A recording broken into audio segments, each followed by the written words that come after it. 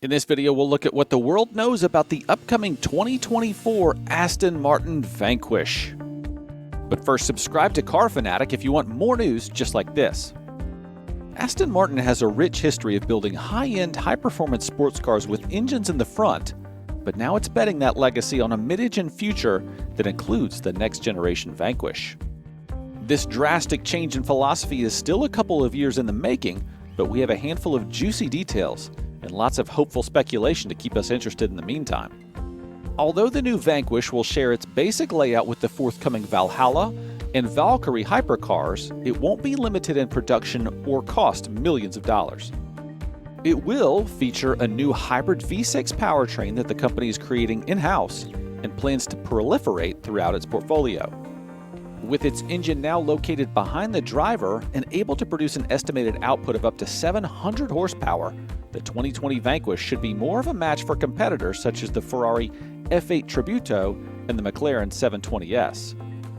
We know that Aston Martin has plans to introduce a trio of mid-engine models, which include the next generation of the Vanquish.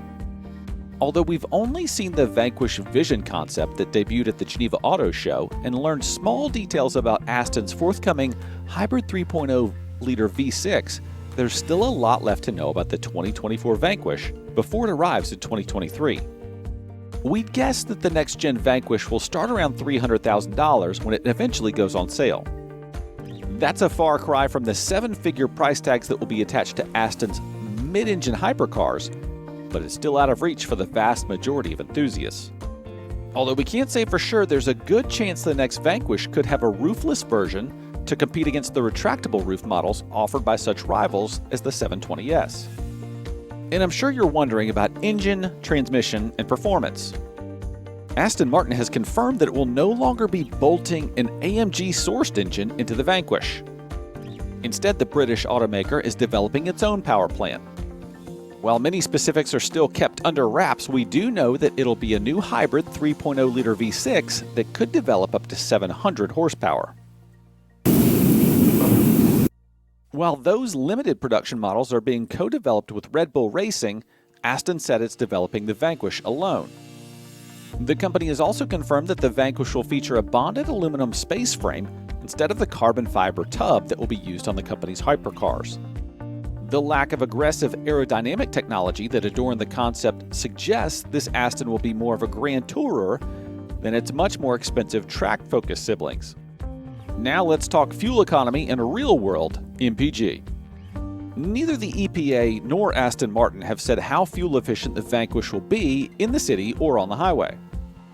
When those estimates are announced and when we have the chance to get behind the wheel, we'll test it out on our 200-mile highway fuel economy route to evaluate its real-world MPG. If you want to dig a little bit deeper on the Vanquish's fuel economy, visit the EPA website. Now let's tackle the interior, comfort, and cargo.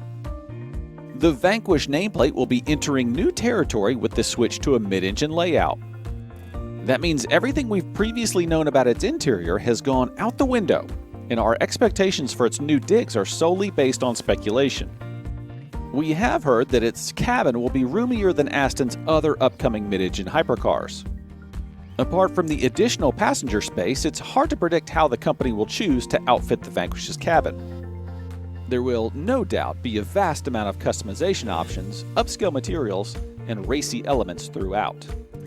If there's one thing we can say for sure, it's that the next generation Vanquish will go without the tiny back seat that was present on its predecessor. And what about infotainment and connectivity? We can only speculate about the infotainment system that might reside inside the Vanquish.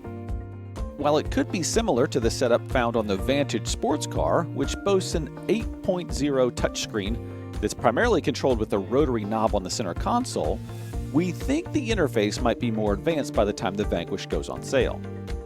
If the Valhalla's infotainment system, or lack thereof, is any indication, Aston might start to focus more on the driving experience and less on built-in touchscreens and mainstream connectivity features. One thing's for sure, we can't wait to see this baby in the wild. If you're excited too, hit that like button for us.